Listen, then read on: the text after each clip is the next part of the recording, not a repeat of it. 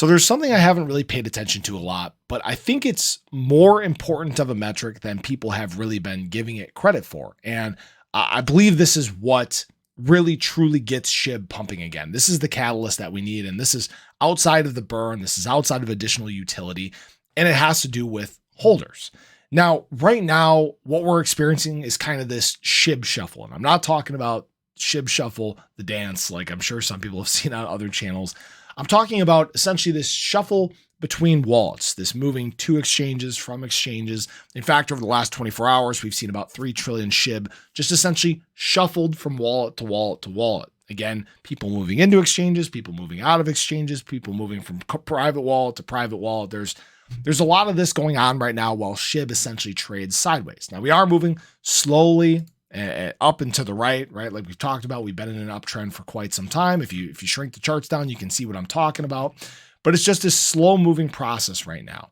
And really what it has to do with, again, is this shuffle. You can see whales are kind of trading sideways. They have been slowly adding to their bags.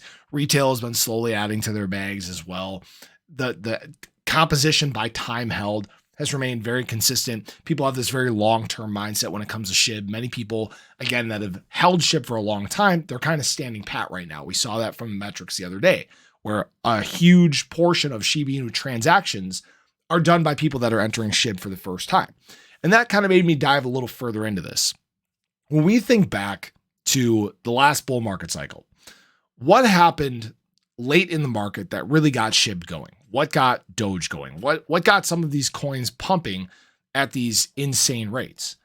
It was retail money, small holders. Now, what kind of backs me up on this is if we look at this composition of Shiba Inu holders and what percentage of wallets hold a certain amount of Shib, you can see that wallets that hold $100,000 or more only make up 0.15% of Shiba Inu holders. So very, very small amount. We know that there's some top Ethereum whales that are in Shib, and that's great. Shib's got some good whales that add to their wallet. We've seen, again, whale holdings continue to rise. That's a great sign.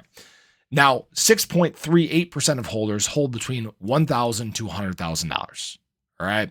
So they're the ones that I think are a little more active. They're doing more trading and swapping back and forth. They tend to be kind of the most active. And then we have the smaller holders, the minnows, right? We'll call it the minnows. Makes up 93.48% of Shiba Inu holders. Those are the ones that hold between $0 to $1,000. People that aren't, frankly, putting in a lot of Shib, or ones that bought the top and wrote it down and aren't really doing a whole lot right now. Those are the ones that really make up a big portion of this holder base. Okay, people that have the long-term mindset when it comes to Shib. Now, why I'm highlighting this and why I think that this is important that people need to pay attention to is these smaller holders are what really truly drove the price of Shib up back in 2021. They're the ones that gave us the rip-roaring run. And right now, when we look at what's happening in the space, those people aren't entering the space yet. They typically don't do this until late market cycles, times where adoption is really soaring, prices are insanely on the rise, crypto is being talked about in an actual positive light. If you guys talk to people, around you in your daily lives right now, people are probably still under the assumption, oh yeah, crypto, that's that dead thing, right? Or, oh, that's that scam, right? That kind of narrative still floats around. And this typically happens until the last year of the bull market. Okay. So what should be 2025. And that's when we again see a lot of these smaller holders come into Shiba Inu. That's when we see them enter other coins in the space as well. That is really what the catalyst that is going to drive up price across the space is going to be. All right. You see more growth in that last year of the bull market cycle across the board than you do in the years prior. And that has remained consistent.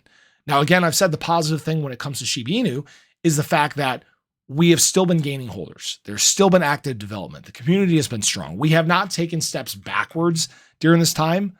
We've been taking steps forward. All right. And that's a very positive thing. We're seeing these metrics ramp up. And where this really gets beneficial is, again, in those times of adoption. Now, remember, Shib is still a top coin. I'd still call it a blue chip. And the nice thing is when people get into the space for the first time, they look for stuff that is inexpensive. What do you think people are more likely to get into? Something that is $68 or something that is 0.000009, right?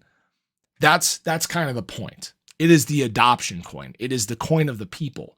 And that is what people are going to look for in these bull market cycles. This is the big reason I've promoted patience. It's a big reason I've talked about time and just waiting for the market cycles to play out, because the small holders of Shiba Inu are really the driving force behind it. And I believe that we'll see that again as we get further into this market cycle. So I appreciate you guys. I hope you enjoyed the video. Let me know your thoughts below, but have a great day. I'll catch you guys in the next one. Take care.